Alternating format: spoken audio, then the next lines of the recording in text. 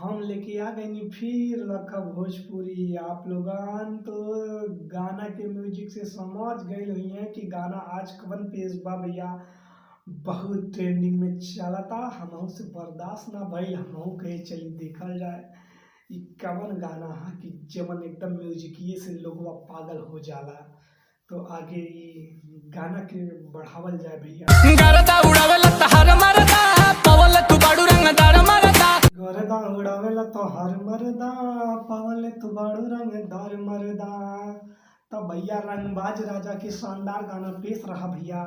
तो ये बात तो सही कहला ये रंगबाज राजा कि गर्दा उड़ावेला तो हर मरदा और पावले तू बाड़ू रंगदार मरदा।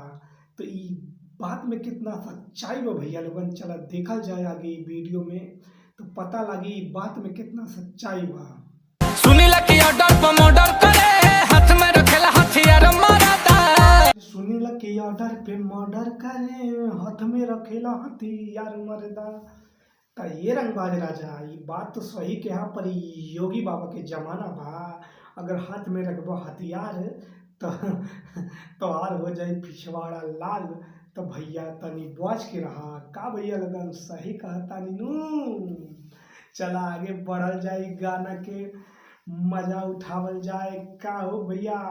लाखों का माला लेके लाखों का माला लेके लाखों का माला लेके लाखों का माला लेके। अरे ये मैडम मानत ही तो हर जोन भतार हो लाखों का माता एकर मतलब ना ई ना कि हथियार लेके डोली। काहे का चाहता तनी खुल के बतावा, तनी सोच समझ के बोलू। योगी बाबा के जमाना बा, अपने जबान पे कंट्रोल रख के बोलू ना तो ठका जाएगू ऐसान बिना सुरती पानी के। घूमे काला थार रे नथुनिए पगोली मारे।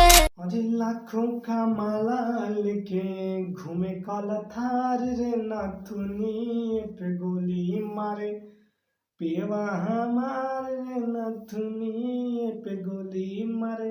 अरे ये मैडम अपन गोली बंदूक ना कुछ चोली में ढुकाला ना तो योगी बाबा ऐसा रेली है ना बुलडोजर चला दी है कि तुम्हार नथुनिया गोली चोली में कुछ समा जाही।